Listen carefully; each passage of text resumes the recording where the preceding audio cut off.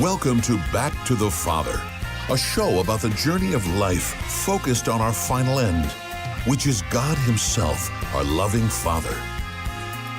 And now, here's your host, Dave Palmer. All right, welcome to this week's Back to the Father here on the Guadalupe Radio Network social media sites, YouTube and X and Facebook, Instagram, Rumble, and TikTok. We are glad you're with us. This is a program that we do most Fridays. Last Friday, of course, was Good Friday. We didn't have a show. The week before that, Sissel had the Student Takeover program because I was emceeing an event on that day. And so I'm back, and this is live, and we are so glad you are with us. This is a program where we focus on the teachings of St. Thomas Aquinas in his famous Summa Theologia. I have argued many times in this show that outside of the Bible, which nothing compares to the Bible because it's the Word of God and it's inerrant and, it's kind of in a league in its own. But when you go past the Bible and you look for, what is the second most significant book ever written in the history of Christianity, I think you'd be hard-pressed to find one that's more significant. I'm willing to debate you on that, but I think the Summa Theologia probably is number 2, okay? That's at least my very unbiased opinion. And for the last few weeks, I have been kind of laser focusing on the Eucharist, because the Eucharist is the source and summit of our faith, and the whole idea of transubstantiation is something that has just, in a very good way, bewildered and fascinated me. Last night I was in adoration, and I just sit there for an hour and say, how can this be? what I'm looking at, and it's not a matter of doubt. It's not. I'm not doubting. It's faith seeking understanding. That's what it is. It's saying, how can what looks like a wafer, that looks like a piece of bread, be the body, blood, soul, and divinity of Jesus Christ? Okay, that is just absolutely fascinating to me, and I'm just not able to personally say, well, I'll just accept it on faith and move on. And some people can do that, and there's nothing wrong with that. If you believe it in faith, you don't have to dig in like I'm doing and like we'll be doing today with my special guest, who I'm going to introduce you to in just a moment. But if you enjoy this, and you would be in good company, because certainly St. Thomas Aquinas did, he could have just had one sentence saying, Jesus Christ is present in the Eucharist, body, blood, soul, divinity, and we're going to accept it on faith, and we're going to move on.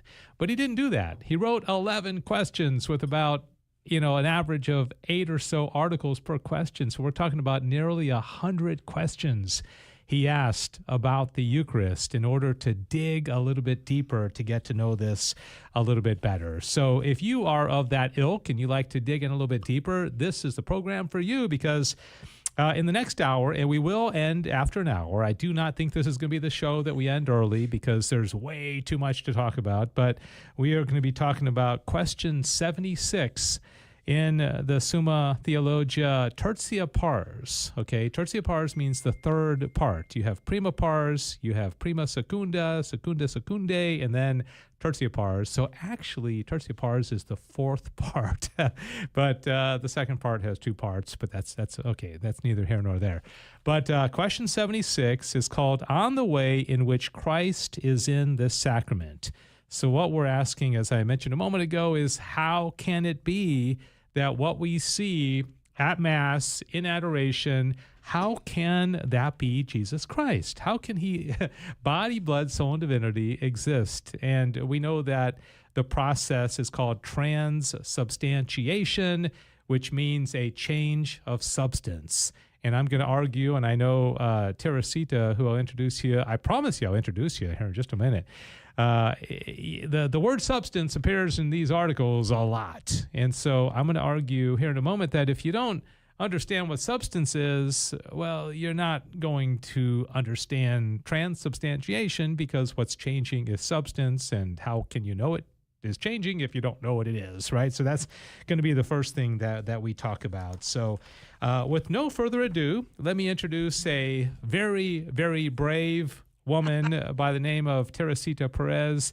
She is one of our star volunteers here at the station, and yesterday she was in, I don't know if she's ever going to come back after today, but we're going to see. Yesterday, we said that last time, too, she was in, and she asked me a question about Back to the Father, and I said, yeah, we're doing it tomorrow, and would you like to be a guest and come in? And not only did she say yes, but she was willing for me to forward her the 8 articles that we're talking about today, like less than 24 hours ago. And you got through about half of them, didn't you? I'm much like a child that did only half of her homework. Yeah, but most of the time, children are given the assignment more. 17? Oh, 7 out of 14 pages that you sent okay. me. Yes. So, and yeah. Then so I started day drinking. No, I'm teasing. No. It was just very overwhelming. It's like, yeah. What was that? I mean, I know you're honest, and I would expect. Was any part of it enjoyable, or was it just drudgery? Was the language so technical and difficult that it was just not an enjoyable experience at all? It was a bit like trying to read a will or something like that. You know how you start reading a will and then it goes into all of this, right off the bat. It kind of felt that way to me as far as verbiage was concerned. Okay, and or so reading like technical, yes, like technical legalese type of language. Yeah. And so I wrote down like 3 words that I then Merriam-Webstered to find the definitions of. Okay. And I left it at home. Yeah. But we will come across those shortly. Yeah, we and sure discuss will. them, yes. And that's one of the things that I want to get to is in going through these articles. And by the way, I sent out an email on Tuesday to our email list, which has about 100 people on it. It's not terribly large, but if you want to get on the email list, you can. And what I did was I sent these articles in a Word document, and I encouraged you, if you want to join us on Friday, 1 o'clock during this show, and you want to read them ahead of time, then, certainly you can. And it is a task. I mean, I certainly, like I said at the beginning, it's not for everybody, but if you enjoy it, and, I had a very different experience, and I don't like legalese language. Like when I buy a car and they throw that 20-page document in front of you and it's got all these bullet points. And I would rather get hit with a baseball bat than read that stuff. That's why I could never be an attorney, because to spend my life reading fine print just would not be my idea of a fun career.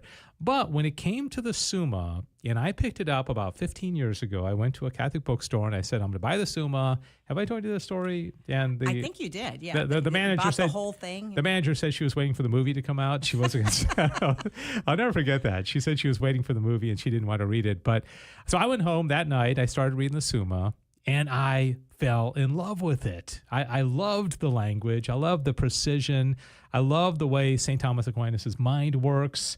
And so I would challenge you, that maybe, now that you are not under so much pressure and you can just kind of go through the rest of it, just read it and relax, maybe have a glass of wine. Well, I tell you, I really have visions of you sitting in your office in like a nice leather chair with a cigar and a snifter of something, going over this and loving it. So I don't think I'm going to get to that level. Yeah, no leather chair and no cigar. I think my wife would kill me if I was smoking cigars in the house. But I do often sit in the back porch and smoke a cigar and either listen to some kind of podcast about philosophy. But yeah, that's definitely me. And I'd be interested in knowing, if you're watching this right now live, where are you? Who are you? Did you get the email on Tuesday? Did you read any of it? You could even do a little like Lexia Divina with the Summa, where maybe just read a couple of sentences and don't put any pressure on yourself to read the whole thing, and just let a couple sentences sink in and ask yourself, does this make sense? What is Thomas trying to convey? Because, these questions, these articles that we're going over are the most important thing that we could ever talk about. This is the Eucharist. I mean, this is the source and summit of our Christian life. And it's kind of cool, Teresita, because one thing I've learned in my philosophical, discoveries is that everything that we experience in the world is pointing us towards something else, right? So, for example, if you see the word DOG, right? As soon as you see that word is bringing you to a concept, right? Or it's bringing you to a thought of your own dog, or you see a sign on the freeway, it's telling you what to do. If you see even a human person made to the image and likeness of God. So you are a reflection to me of the living God, right? So everything in the world is pointing towards something else. And so if you imagine like a pyramid and it's all pointing upward and upward, it ultimately is leading us to Jesus Christ, because Jesus is the one who unites heaven and earth, right? And by who he is. And the Eucharist is what Jesus left behind for us as himself. So the Eucharist doesn't point to anything. It is the end. I mean, that's why the church calls it the source and summit of the Christian life. There's nothing beyond the Eucharist. I mean, it's once you get there, you know, you've reached the promised land. I mean, you could say, well, the Eucharist points to heaven, but not really, because the Eucharist and heaven are in many ways kind of the same thing. They're both God, you know? It's our heaven on earth. Yeah. So if you want to, you know, do some of the hard work and, you know, listen in on this show or participate a little bit and start to, you know, get your brain wrapped around this mystery and these rather challenging concepts, well, you came to the right place. So anything else? You talked about the words. Did you write them down? Which words were significant? Okay, here, let me get my readers on here. Consubscription. Yes. Concomitance? Concomitance. Is that right? Yes, that is okay. correct. I'll tell you what, I want to get to that one because it's a very important word, and we're going to get to that in just a second. But as I mentioned a moment ago, the first word you have to understand if you are going to understand this question, these articles of the Summa, is the word substance. What is a substance?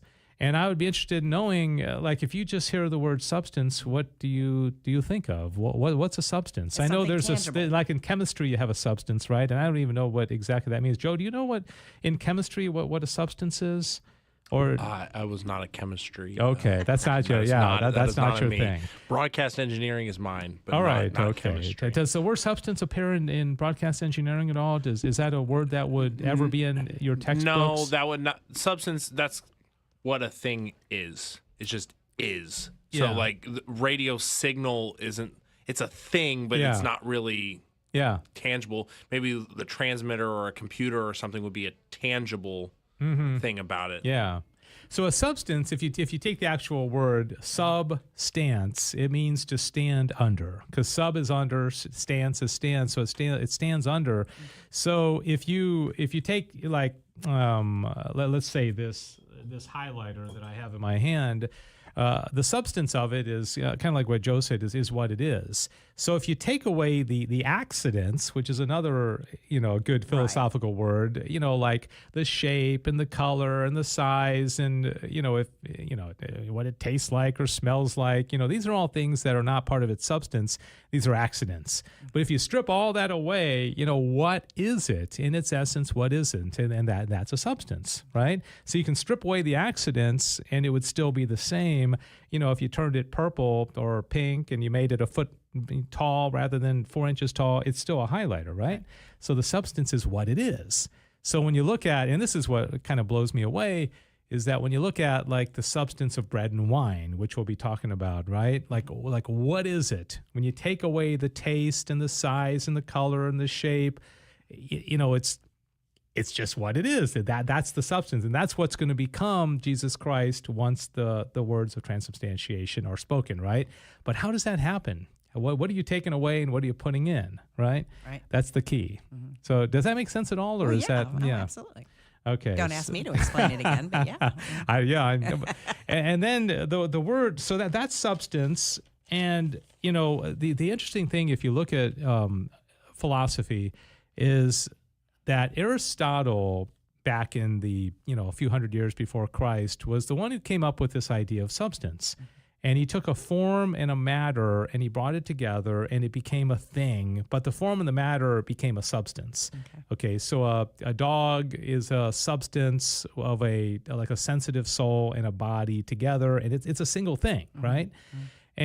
But then Rene Descartes, he was the first philosopher of the modern age. He split the substances so that he thought that a human being was two substances. So he started jacking around with substance. All right. And so anyway, substance is a very important word.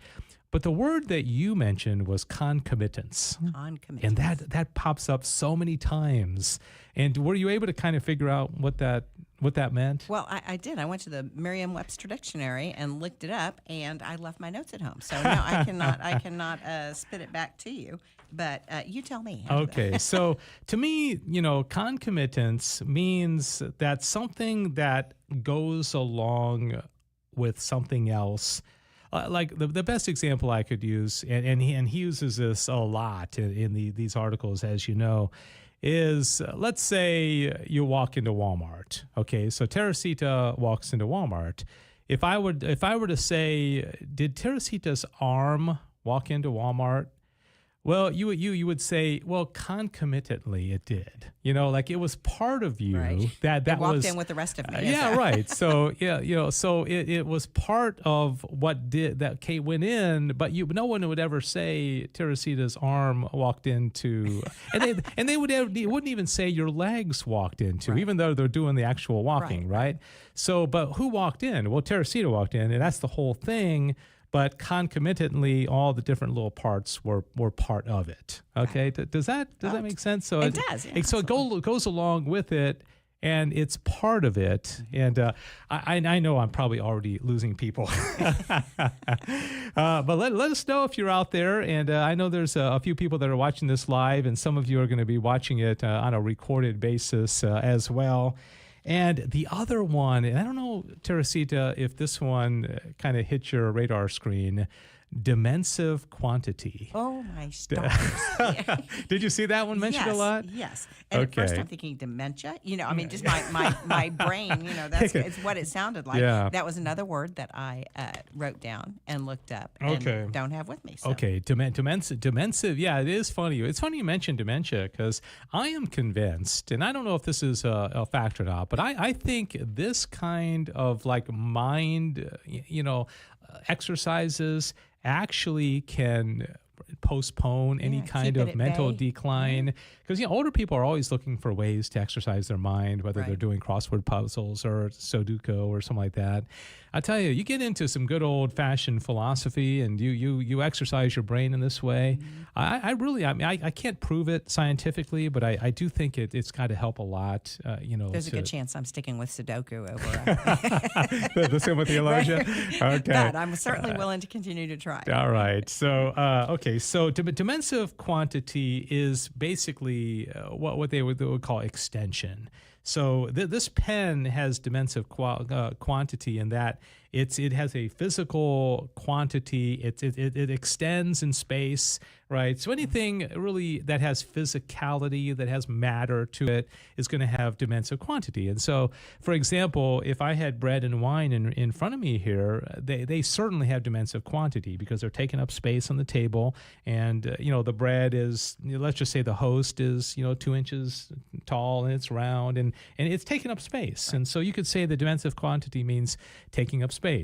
So when Jesus was walking the earth, he had dimensive quantity, right? But there's going to be a question that I love that we'll get to if we have time, saying, and I don't know if you got this far or not. Okay. You might not have. Did you get the article that says, was the dimensive quantity of Jesus present in the Eucharist? I think I did get that far. And you would tend to want to say no, right? No, and that's because if the dimensive quantity of Jesus was in the Eucharist, then the Eucharist would be 6 feet tall, and but he says yes, and then you think, well, how can that be? Okay, right. But that's when you get into concomitance. Okay, so it all kind of ties together. So concomitantly, the dimensiveness of Jesus Christ is going to be in the Eucharist. And I'll tell you, this stuff is really fascinating. And, if you are watching, by all means, don't be hard on yourself, because I read these articles this week probably 8 times. And you see my notes here, how many, there are my notes, how many, highlight, underline, writing in the margins, notes to myself. And so if this is all coming to you for the first time, just go easy on yourself and have fun with it.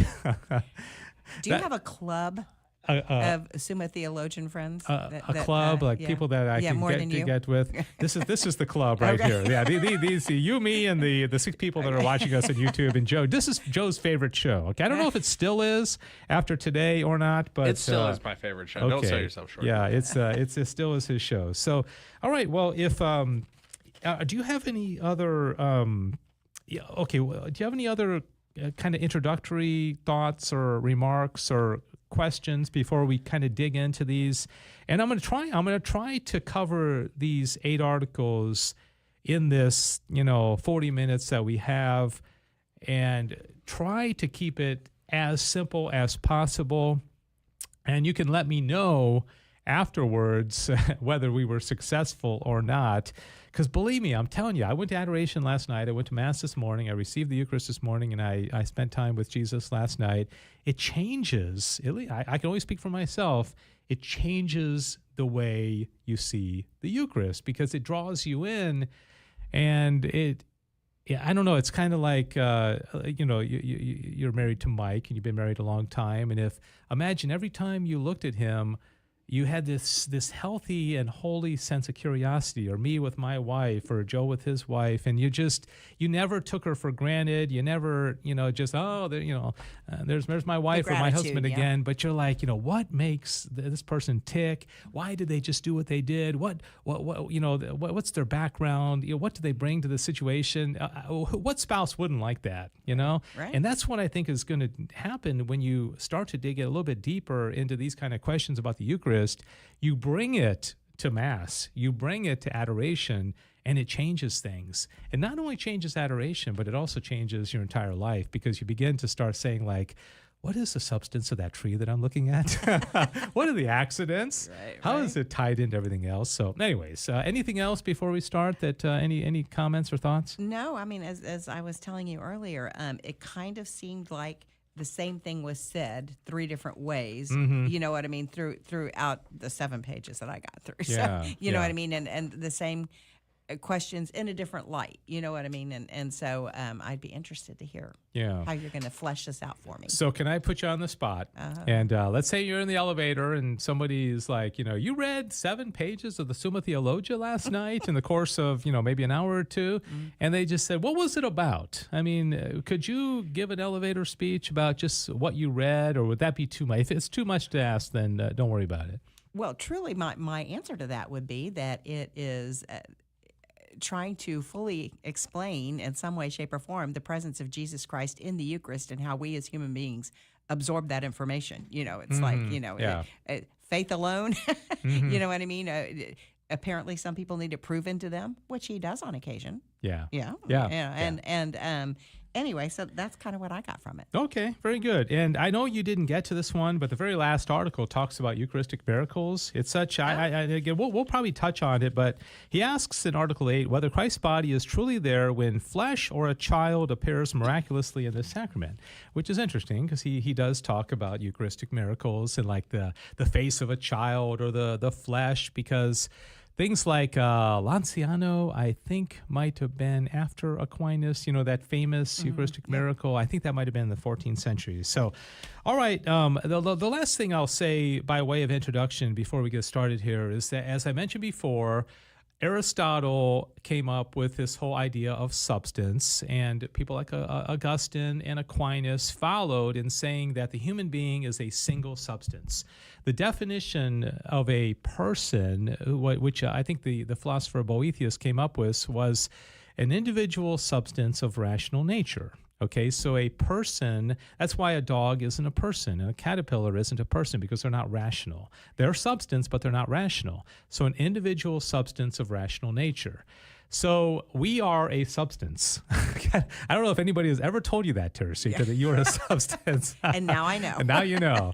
But then, okay, so you've got the human being, soul and body together, of course, which separates at death.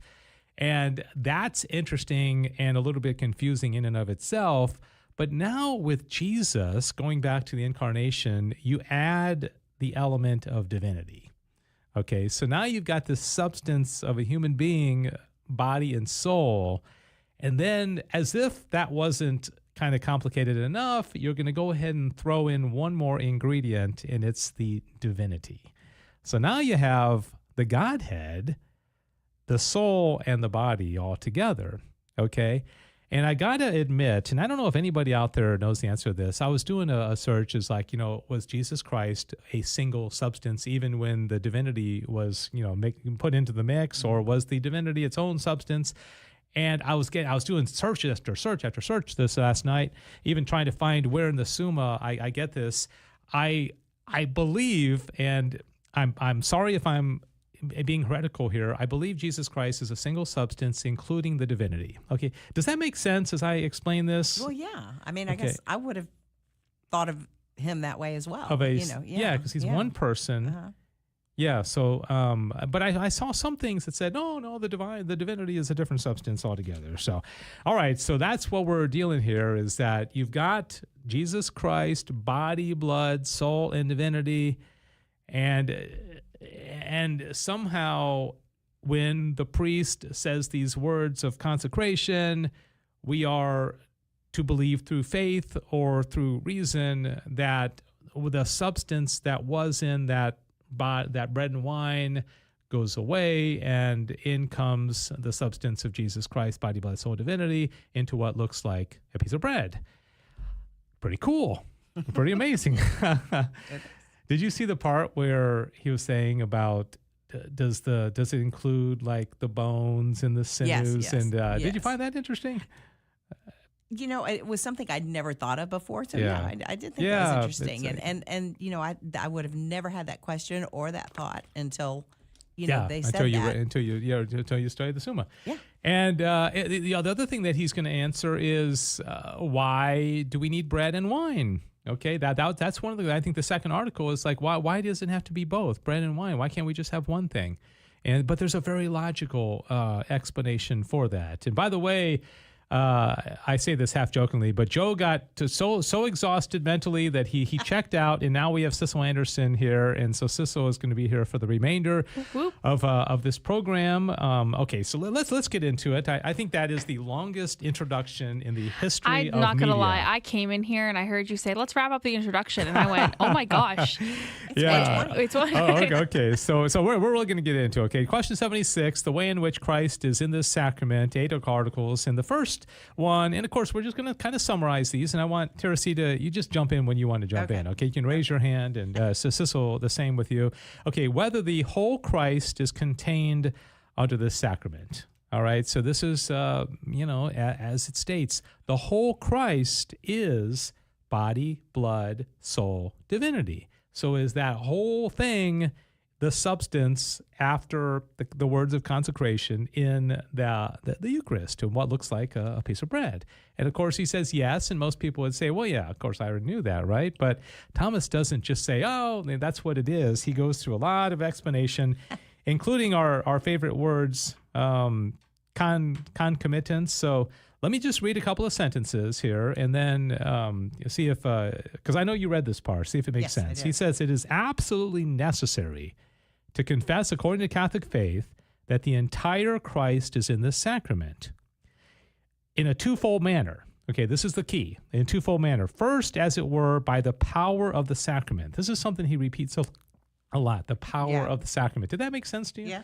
Mm-hmm. Okay, so by the power of the sacrament, it means what happens by the words of consecration, what is changing substantially from the bread into Jesus. Secondly, from natural concomitance. There's our word. All right. Okay, by the power of the sacrament, there is under the species of this sacrament. Now, he talks about species. He's talking about bread and wine, okay?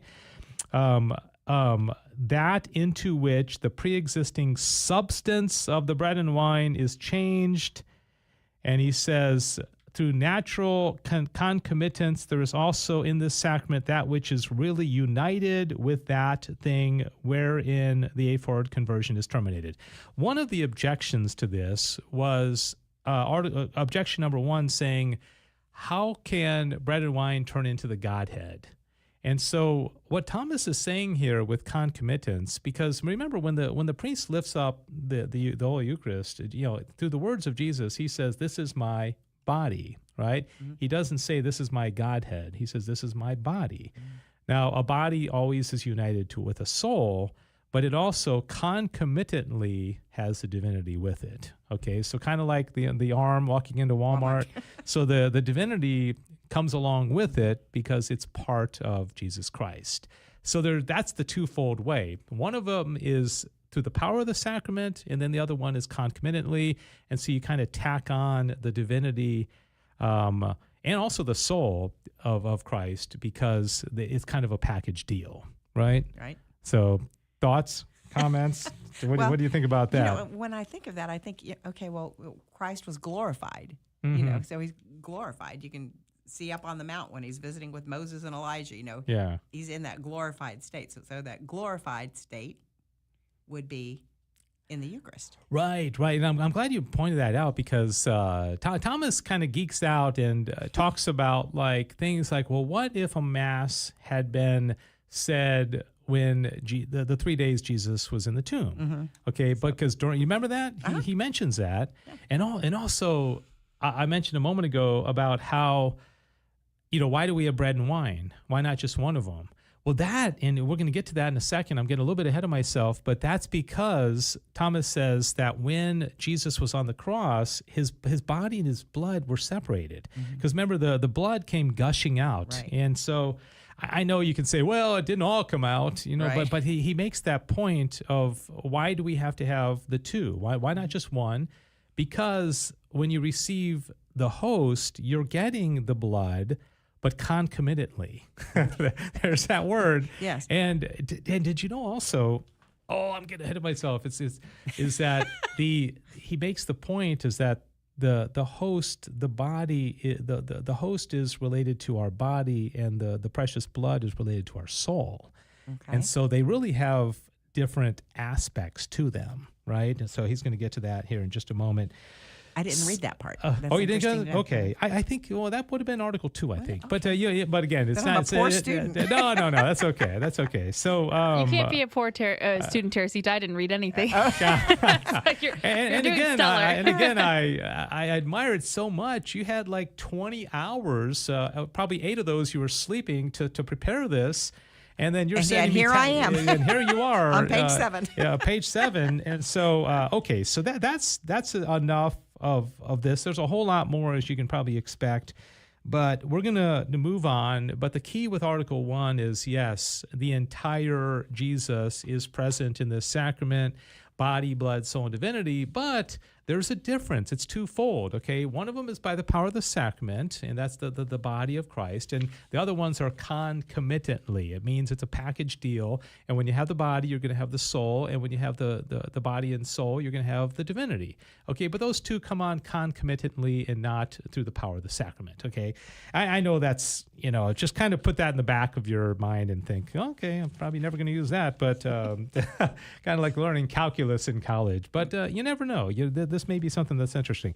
Okay, Article 2, whether the whole Christ is contained under each species of the sacrament.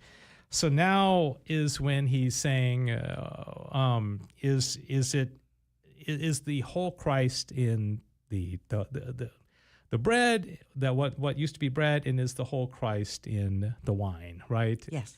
Or let's just say the body and the blood. Well, it has to be. Okay. So, and why so?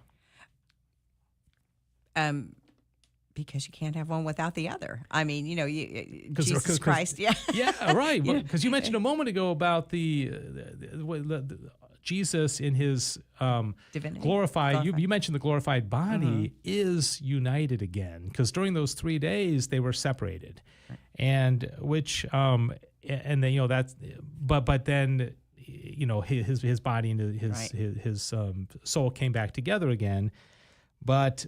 Let me just read it, because he says it. Let's see. Okay, it must be held most certainly that the whole Christ is under each sacramental species, yet not alike in each. I would bet you, and if anybody wants to admit this, I bet most people may not realize this. You might have heard let's say you're a parish. Does your parish give out the precious blood? Occasionally, Okay. yes. I think even post COVID, I think a lot of parishes are not doing this. Right. My parish doesn't. Yeah. So you'll probably hear people say, "Well, it's okay. In the host, you are receiving both the body and the blood." Right. Now, if I were to say, "Are you receiving it in the same manner?" Most people say, "Yeah, sure, I'm receiving the body and the blood." But that's not the case. Right. And if you receive only the precious blood, you are receiving both the body and the blood, but not in the same way. Okay? Right. So this is what he says. For the body of Christ is indeed present under the species of bread by the power of the sacrament. Okay, so we go back to this whole power of the sacrament.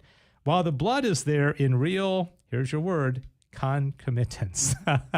Okay, so you're never going to hear this word concomitance more in your life than today. So it's maybe the only day I hear it. It's like it's tagged on, like the arm going into Walmart. It's there. It's part of it, but it's not in the same manner. Okay, in regard to the soul and Godhead of Christ, okay, and under the species of wine, the blood is present by the power of the sacrament, and his body by real concomitance. So it's like it's different when the bread is consecrated, it becomes the body through the power of the sacrament, but it becomes the blood concomitantly. It's not the same. And then the opposite happens with the precious blood, where you have the power of the sacrament, turning this into the substance of the blood, and only concomitantly is it the body. Now, what that means from a practical standpoint, I'm not sure, but it is kind of interesting. Right. And thus proving that either species is fully. Yeah. It's fully. Christ, Right. So, I mean, again, to keep going back to that same example, your whole body, you walked into Walmart, but your arm walked in differently than your substance, or Right. I don't know. Yeah. Okay. All right. So let's go to Article 3. He says here, and let's see. The species okay. Whether Christ is entire under every part of the species of the bread and wine. So now this gets into, okay, what if I break the host in two? What if I take one drop of the precious blood? What about that stain of blood that's on the linens as the priest is cleaning off the chalice? Is that the entire Christ? Okay. Or, you may have heard, I heard a great talk by Father Calloway one time where he was talking about how he's not a big fan of receiving the Eucharist in the hand, because he said a lot of little particles will fall out. And have you been to Mass many times where a Eucharist was dropped? Yeah. Or, you see a drop of the precious blood you spill on the ground. You're like, yeah. And if because everybody's on task, they get it, Yeah, exactly. I mean, because you can't just say, "Oh, that's okay." He's not in that little blood drop. He's over But here. he But is. but that's the whole point of what Aquinas is going to say here, is that he's in it in its entirety. So, and he uses an interesting analogy. Did you hear the analogy about the broken mirror? No. Okay, so if you take a mirror and you're looking at yourself, you'll see yourself. If you shatter the mirror into 100 pieces, and you take any one of those pieces, you could see yourself in that piece, right? Because every one of them becomes like its own little mirror. Right. Now, he admits it's not a perfect analogy, but he does use that one. That's a darn good analogy. Yeah, isn't that kind of cool? Yeah. Well, a few weeks ago, I was taking the Eucharist to somebody who was in the hospital and couldn't consume, but they wanted to receive the Eucharist. And we got the tiniest little bit of it and put it on a sponge, and gave it to him that way so he could suck it off. So the actual, the host. Correct. Okay. The tiniest little bit of the Eucharist. Yeah. And he still got the whole, Yeah, exactly. Yeah. Just like if you look in that little tiny mirror and you see, you're able to see the entire image. But, so he says, it is evident that the whole nature of a substance is under every part of the dimensions under which it is contained. He likes to use the example of air. Okay, this room right now is filled with air. And if I were to, capture a little, cubic inch of the air, well, it's the same as all the air, right? Because it has the same substance as the air. It's the same thing because it's all the same. And so that's kind of the what he's mentioning here. He says, just as the entire nature of air is under every part of air, and the entire nature of bread under every part of bread. Therefore, it is manifest that the entire Christ is under every part of the species of the bread. Okay, now I'll kind of read what he says about the mirror. He says, giving the example of an image which appears in a mirror, which appears as one in the unbroken mirror. Whereas when the mirror is broken, there is an image in each part of the broken mirror. For the comparison is not perfect because the multiplying of such images results in the broken mirror. Okay, so he's saying it's not a perfect analogy, but it's the best that he could do, and pretty interesting. Okay, so all right, so you got 3 of them under your belt. Are we still up to the point where you are still reading, or are we going to lose you here? I think that's where I gave up. I needed a nap. What did you say? Some day drinking? Is that what you're saying? Go running for the liquor. All right, so if you are out there watching, I know everybody's being pretty quiet out there, but if you want to comment on this, when I teach this to high school students, I will often, in order to get some some communication from them and just kind of see where they are, I'll say, on a scale of 1 to 10, how much is this making sense? And then I'll get some wiseacre that'll say 8.932, or they'll start jacking around, or they like to do pi 3.14, and they're But okay, so I'll ask you all that on the scale of 1 to 10, is this making sense? And on a scale of 1 to 10, do you think it matters? I mean, is this... Well, do you know what I think about that? I think it's probably one of those things that once you've read the material and you've had a chance to think about it, possibly discuss it with somebody, then you're lying in bed at night and you go, oh... You know what I mean? Yeah. It's kind of what, exactly. You know what I mean? Yeah. Oh, yeah. No, you're absolutely right. It may not be immediate. It's like, banging your arm on something and it doesn't hurt initially, but then, later on it's like, ow. You know what I mean? So it's like information. Somebody's going to wake up in the middle of the night and say, Dave Palmer, I'm an 8. That's all right. And then their spouse will be like, what are you talking about? So you know what I'm saying? It's just one of those things that maybe needs to seep in. Yeah, no, I know. I think you're absolutely right. Because a lot of people that are watching right now are getting this for the first time. And I know it's kind of being like hit with an intellectual, freight train. But, we know you're out there, and hopefully you're enjoying this. And don't worry, if you don't want to comment or contribute, hey, that's what Teresita's here for, okay? She's Sissel's loving the break that she's getting, because normally I had to bounce everything off of her, but Sissel's like, good. Teresita, thank you so much. All right, article number 4. I love this one. Whether the whole dimensive quantity of Christ's body is in the sacrament. Now, I highlighted this one before. I don't think Sissel was here at the time when I talked about this. So dimensive quantity means extension, all right? So the things that we see in the physical world, like a dog or a cat or a tree or asparagus. I love just saying random words to see what pops into your mind. Right. Just say a random word, like just a thing. What's the first thing that pops? A blanket, or a porcupine, it's, but these all have dimensive quantity, which means they take up space. They have extension. And as I mentioned before, Jesus Christ had, as he walked the earth, had dimensive quantity, okay? He was, we don't know exactly how tall he was. There's very few, physical descriptions of Jesus, and I think there's a good reason for that in the scripture, because we don't want to, kind of pinpoint exactly, we kind of he wants to make him just kind of like every man, Right. So if you think about it and you look at a host, you might say, how in the world could the dimensive quantity of Jesus Christ, his actual extension, be in this little, 1.5 inch circular piece of bread that looks like a piece of bread? It seems impossible. Right, and that's what the objections are saying. But did this one make sense to you, or what do you think about this? Yeah, and actually I did get this far. I was thinking I didn't, but I got a few pages past this. I don't have any real thoughts about it because Okay. Seriously, it's Okay, so he's going to go back, and you made a very good observation at the beginning. You said seems like he keeps repeating himself, and he does. And so he's going to go back to the same point that we've been talking about a lot. The power of the sacrament versus concomitance. Okay, so if you have understood kind of what this whole power of the sacrament versus concomitance is about, Well, you're in for a interesting little comment here, because he says any part of Christ is in this sacrament in two ways.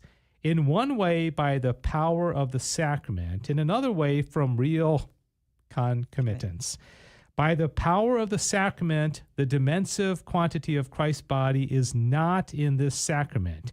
For by the power of the sacrament that is present in this sacrament, whereas the conversion is terminated. But the conversion, the substance of Christ's body and not in its dimensions. So the way I take this, and again, this is challenging to explain, but remember I said that according to Aristotle, a substance is body and soul together, right? So, if I say the substance of Teresita, it's your body and your soul together. But if you kind of abstract a substance, and there's a way of speaking of that does not bring along the actual extension, it's more of a general. I'm not explaining this well, but what he's trying to do is he's trying to have it both ways, where you can have the dimensive I cannot take your dimensive quantity away from you and you still be a human person, right? Right. Because then you become invisible, and then because you extend and I extend, and you're a certain height and you're a certain thing. That's part of who you are. Right. Okay, but when you take a substance, what he's saying is that you can take that part away from it, in regard to putting the substance into the Eucharist. It doesn't have to be in it in that regard. It can be in it concomitantly, kind of like when I mentioned how the Godhead was in the Eucharist concomitantly. It's part of it, but it's different from the power of the sacrament. Okay, that's not making sense, is it? I'm hearing all Charlie's Brown teacher right now. Really quickly, I just wanted to bring attention to a comment that we had from Annabelle. Going back to the example, I think from the last article when you were talking about the mirror analogy. Oh, yeah. Said that I had not heard the mirror analogy, and it made me think of DNA. The same DNA is found in every part of your body, your skin, your nails, your hair, etc. Yeah, that's a great analogy. Yeah. Thank you, Annabelle. And a couple of years ago, I went through the whole Summa, and I had an online on Zoom, and had some adult students who took the class. Annabelle and her husband Jim went all the way through. Wow. And so they were very interested in this kind of stuff. It's great to see you there, Annabelle. Thank you for the comment. And I think that's absolutely right. Which also, that whole thing about the part and the whole plays a very, very significant role in philosophy. If I may just kind of detract for a moment, there is a rationalist philosopher of the 17th century named Baruch Spinoza, and he said everything in the world, including God, including us, including everything that we see, is a single substance. Okay, so he was a classical pantheist, where everything is God, okay, including you and me and the caterpillar. All right. So if you said, you take any one part, kind of like what Annabelle is saying, it's replicable of the whole. Okay. So that's where Spinoza went with this. And so you can kind of see where in some ways that is true. Everything is interrelated, interconnected. But at the same time, in our Christian philosophy, we would say everything also has individuality. Okay, does that make sense? Yeah. I know you're probably still trying to get your head around my last explanation, which didn't. Yeah. Okay. But anyway, thanks for the comment, Annabelle. Appreciate you being there. So the bottom line is, as we said, the dimensive quantity of Christ is in the sacrament in a way, but clearly not in the way that we would think it, because otherwise the sacrament would have to be like 6 feet tall, and right. And it doesn't work that way. All right, so number 5. Now this may be when after you stopped reading, but I find this so interesting. Is Christ's body in the sacrament as in a place? Okay. I did actually get this. Oh, did you get that far? Yeah, okay. Yeah, so did this? The answer, the short answer is no, which also I think would be a bit, bewildering to people, because if as you see in this picture that's put up, that Sissel put up, when a priest holds the host and it's been consecrated, and you say, this is Jesus Christ, body, blood, soul, and divinity, you want to say, okay, well, then Jesus is right there. He's in that host. And Thomas is going to say, not really. Okay. Right. Which is, again, kind of confusing and kind of hard to explain. Let me read this. He says, Christ's body is in the sacrament not after the proper manner of dimensive quantity, but rather after the manner of substance. Okay, it remains that Christ's body is not in this sacrament as in a place, but after the manner of substance. That is to say, in that way in which substance is contained by dimensions. Christ is in heaven, so like his actual body and his soul and his divinity is somewhere in heaven, somewhere. Okay, so Thomas is going to say that he's there. Okay, so you can't take that and put it in a physical, like box, and then you also have to put that on every single altar everywhere in the world at the same time. Mm-hmm. So again, it's always this twofold manner of speaking. That yes, the host is the body, blood, soul, and divinity, but it's there in substance. It's not there in a place. And in a moment, he's going to say, well, is it movable? Okay, so if the priest moves the host from left to right, is Jesus moving with it? And he's going to say no. Okay, that's kind of, I don't know. What do you think about that? I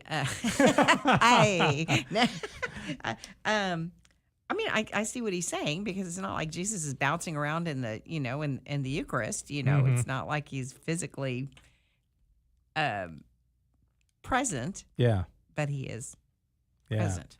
Just not, Okay. Well, the next time I see you, like next week, I'm going to say, okay, when you went to Mass on Sunday, did any of this stuff pop into your head, and did it help you, or did it hinder you? Did it make you think like, boy, this is really complicated, or does it be like, okay, I'm going to bring a different perspective to the Mass? So that the latter is the way it is with me. So, substance is really, if Sissel walks out of the control room and into the studio, would it be accurate to say that the substance of Sissel walked 10 feet, down the hall? And I don't think you would say that. You wouldn't say her substance moved. Her substance isn't like moving with her.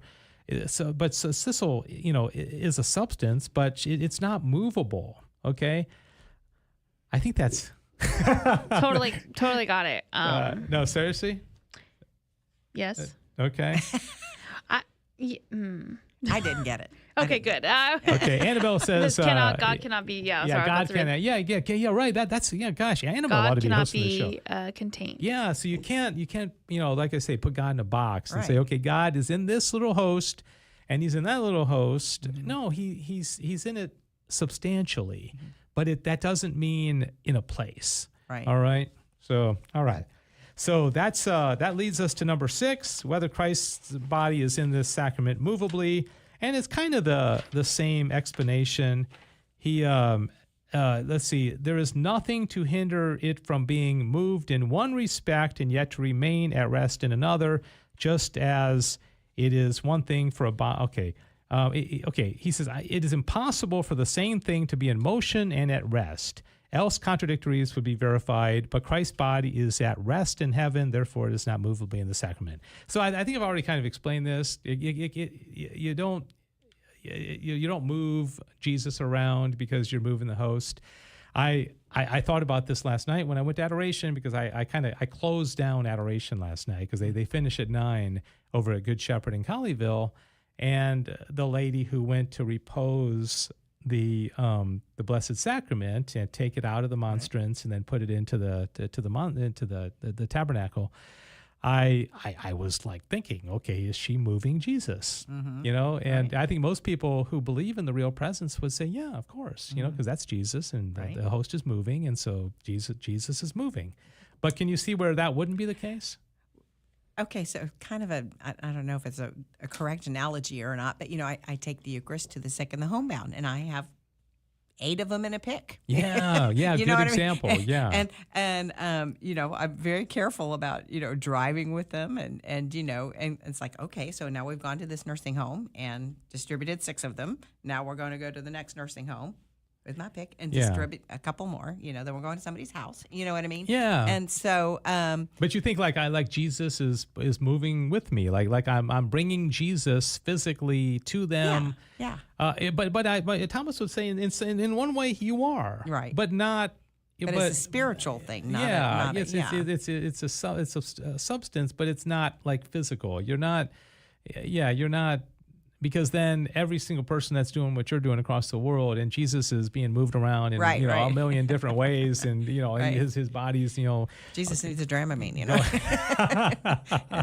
Yeah, that's a good way of putting it. So, anyways, that'll give you a different perspective on this, if nothing else. Like I said, when I went to adoration last night, I was thinking, it seems like she's moving Jesus, and Jesus now is like inside that tabernacle. I sometimes think like, what if Jesus is claustrophobic, and he's in that little tabernacle. But according to Aquinas, he's not in a place in that regard. He's in there substantially, but not in a place and not movably in the sacrament. Okay, boy, we are just about out of time. I told you we'd finish at 2:00. Okay, then this we'll do this last one, number 7. Whether the body of Christ, as it is in this sacrament, can be seen by an eye, at least a glorified one. And he comes down saying no, that there's 2 kinds of vision. There's a vision with our physical eyes where we see phenomenon, things in the world, and then there's an intellectual vision where we grasp things intellectually. Mm-hmm.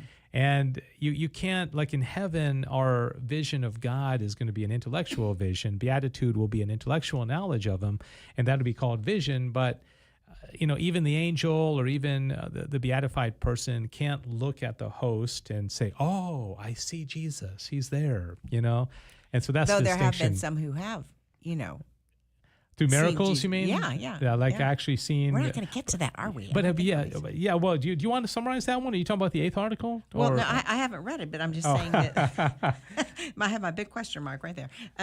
There have been people who've seen the face of Jesus in the Eucharist, or that the rays of light have emanated from the Eucharist. In the presence of many people. Right. And even he does make that distinction. You might want to read that one because we're not going to be able to get to it because we've only got a couple of minutes. But I just want to read this. He says, Christ's body is substantially present in this sacrament, but substance as such is not visible to the bodily eye, nor does it come under any one of the senses, nor under the imagination, but solely unto the intellect, whose object is what a thing is. Okay, so even the intellectual eye cannot see Jesus in this sacrament. He's there substantially, and we can't see a substance, like a substance of anything. You can't see it. And that's why a lot of people will say there's no such thing as substance, because if you're a strict empiricist, you're like, I can't see it. I can't see a nature. I can't see an essence. I can't see a substance. So they don't exist. All right. Well, thank you so much, Teresita, for being part of it. Was any always a deer in the headlight experience with you. Yes, I do enjoy it. I mean, because I learned something, Yeah. And like I said, it'll probably be a 11 o'clock tonight thing when I'm drifting off. Oh, that's what he was getting at. Yeah. Okay. Well, thanks everybody for watching. Thanks Annabelle for your comments, and Sissel and Joe for tag teaming the producer part. And if you're watching right now, or maybe watching this as a recording, and you'd like to get on our email list, I'll send you the articles ahead of time, like Monday or Tuesday, and say, hey, here's what we're going to talk about.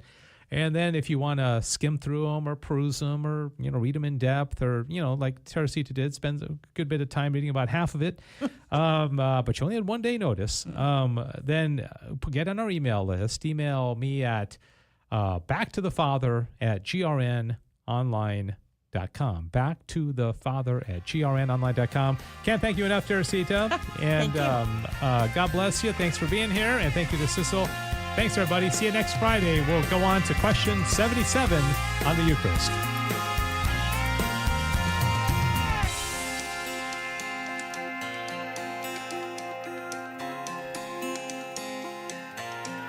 Thanks for joining us for Back to the Father. And don't forget, the glory of God is the human person fully alive. If you have comments about the show, email Dave Palmer at grnonline.com.